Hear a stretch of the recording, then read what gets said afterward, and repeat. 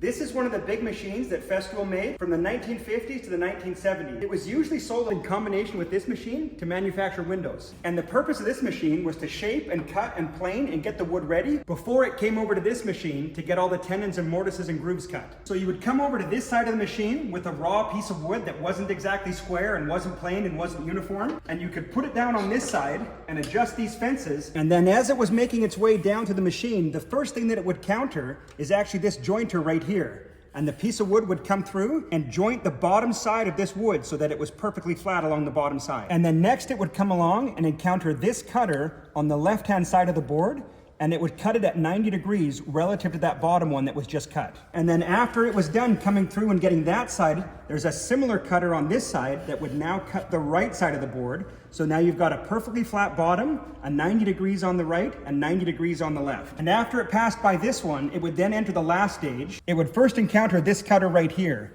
which is very similar to the very first step in the process, which was to cut the bottom of the board, only this time it's mounted on the top. So now it's acting as a planer and planing the top side of the board so that it's uniform with the bottom. And after it passed through here and was nice and uniform, you could then put any combination of cutters right here to profile and shape this top. And it's worth pointing out that up until now, all of the feeders that were pulling the boards through were made of steel and had these teeth on them right here, because it didn't really matter if it marked the top of the board. But once you get to this final stage, they have rubber on the rollers because you didn't want to damage the top of the finished board.